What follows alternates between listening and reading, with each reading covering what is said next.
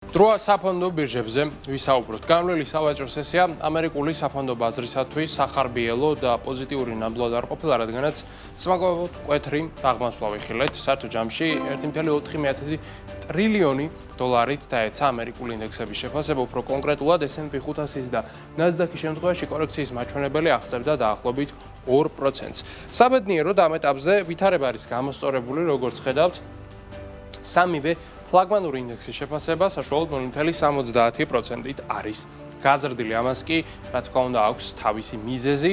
ეს მიზეზი თავდვიდავ უკავშირდებოდა დონალდ ტრამპს და ახლაც უკავშირდება სწორედ ამ ადამიანს. მოგახსენებათ, იგი რამდენიმე საათის წინ სიტყვით გამოვიდა დავოსში, გამართულ ფორუმზე, სადაც მან ისაუბრა გუშინდელ სავაჭრო სესიაზე და თქვა, რომ გრენლანდიის საკითხის გამო ამერიკამ უკვე დაკარგა ტრილიონზე მეტის კაპიტალიზაცია და ეს საკმარისზე მეტია იმისათვის, რომ რეალურად ამ მიმართულებით შეწყდეს პანიკა. აქვე ტრამპმა ისიც თქვა, რომ ის მოელის, რომ უახლოეს მომავალში ცხადია პერიოდი მას არ დაუსახელებია, მოელის, რომ ამერიკული საფონდო ბირჟა არათუ გაიზრდება, არამედ გაორმაგდება. ანუ რეალურად ჯამური შეფასება ამერიკული კომპანიებისა იქნება იმაზე ორჯერ მეტი, ვიდრე ის ახლა არის. ცხადია, ასეთ მოკლე პერიოდში წესით ბირჟა არ უნდა გაორმაგდეს, ეს არ არის თვალ რეალისტური მოლოდინი, თუმცა როგორც ჩანს, პრეზიდენტი ძალიან პოზიტიურად არის განწყობილი ქვეყნის ეკონომიკისა და ზოგადად წამყვანი ამერიკული კომპანიების მიმართ. სხვათა შორის მან გრენლანდიას, იქვე ისლანდიას უწოდა, ალბათ სახელები შეეშალა, ან შეიძლება ეს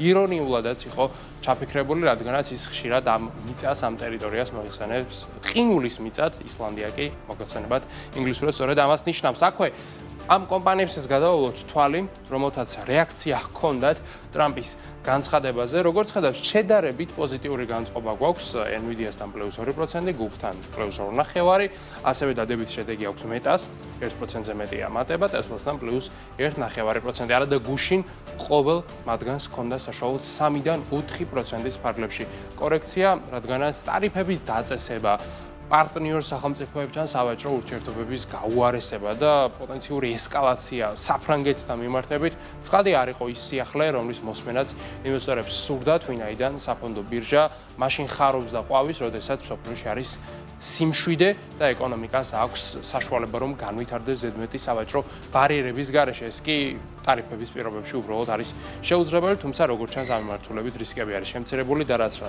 თქმა უნდა აისახება უკვე ბაზარზეც. აქვე ევროპასა და აზიასაც გადავავლოთ თვალი. ევროპული ინდექსი ფაქტობრივად უცვლელია, შანხაისთან +0.0% გვაქვს, აი ნიკეის კი კორექცია აქვს 0.51%-ის ფარგლებში. კრიპტო ინდუსტრიაზეც გადავინაცვლოთ, აქვე მას რეაქცია საკმაოდ მწვავე ჰქონდა გასული 24 საათის განმავლობაში, ვარდნა იყო და საერთოდაც ერთ კვირაში ლამის 10% დაეცა ბაზრის შეფასება, ბიტკოინის ფასი ჩამოწდა, როგორც ხედავთ 90,000-იან ნიშნულს, 3,000 ქვევითაც ჩამოვიდა ეთერიუმის ფასი და აქვე საინტერესო ის არის, რომ ტრამპმა თავის სიტყვის გამოსვლისას კრიპტო ინდუსტრიაზეც ისაუბრა და ის ამბობს, რომ მას ერთი სული აქვს ხელი მოაწეროს კანონს კრიპტო აქტივებთან დაკავშირებით. ეს კანონი ცხადია ჯერ არც დამტკიცებულია და არც მიღებული აქვს, მხოლოდ კანონ პროექტის ფაზაშია, თუმცა ეს იმაზე მიუთითებს, რომ ტრამპს მინიმუმ ეს საკითხი ახსოვს და შეიძლება მალე ის მართლაც იქნეს დამტკიცებული და შემდგომ უკვე ხელმოწერილი. აი, ენერგეტიკულ ბირჟას რაც შეეხება, აქ როგორც ხედავთ, არის სიმწვანე, გაძვირებული არის ყველაფერი, განსაკუთრებით ნავთობი. ამერიკაში +22% გვაქვს, როგორც ხედავთ, მკვეთრი მატება ამერიკაში ბუნებრივ აირზე, ნახევარ ასე ვთქვათ, პროცენტიანი მატება იყო ხოლმე როგორც წესი სტანდარტული ზრდის მაჩვენებელი, თუმცა ახლა ერთ კვირაში გვაქვს +50%. ძალიან მკვეთრ გაძვირებასთან გვაქვს საქმე. ევროპაში 24%-ით არის გაძვირებული გაზი. საბედნიეროდ ნავთობი დიდად არ შეცვლა, ყველაზე მეტად სწორედ ეს გვეხება, ვინაიდან ჩვენ ამ სანავთობო ბაზარზე ვართ წარმოდგენილები და ბრენდის ფასი ისევ და ისევ $65 ფარგლებში. აი, რაც შეეხება ოქროს, მისი ფასი დღესაც შეიცვალა, რა თქმა უნდა, რეკორდულად შეიცვალა და მისმა ფასმა ახალ ისტორიულ მაქსიმუმს მიაღწია, რომელიც ამ ეტაპზე არის $4,838, +1.5% გვაქვს ერთდღიან პერიოდში, ერთ თვეში +9%, ერთ დღიან პერიოდში კი +76%. ვერცხლს რაც შეეხება, ის 204%-ით არის გაძვირებული. ამ აქტივების გაძვირების მიზეზებზე არაერთხელ ვისაუბრია და თავიცა და ბოლოც არის დაკავშირებული გეოპოლიტიკური რისკების ზრდასთან.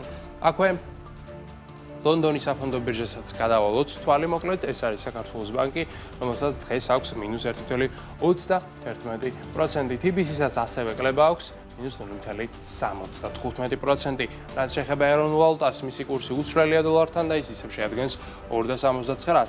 ევროს კურსი 3.15-ია, სტერლინგის კურსი კი 3.61-ია. და ბოლოს აქვე მორედი სიტყვა უნდა ვთქვათ Foresight-ის ლარის ფონდზე, რომელიც საშუალებას გაძლევთ თანხა განათავსოთ ფონდში და ამით მიიღოთ ფინანსური სარგებელი, მისი მოცულობა კი წლიურად საშუალო სტანდარტულად შეადგენს დაახლოებით 9%-ს, ანგარიზე 50,000 მეტს ქონის შემთხვევაში კი სარგებელი ახსებს 10%-ს. ეს არის წლიური ამონაგები, რომელიც მოგიარისხებათ ყოველდღიურად. Foresight ინვესტმენტ გრუპი კი არის ეროვნული ბანკის მიერ რეგულირებული და ლიცენზირებული კომპანია. მოკლედ, ესეთი საინტერესო ვითარება გვაქვს ამ წუთებში გლობალურ საფონდო ბირჟებზე.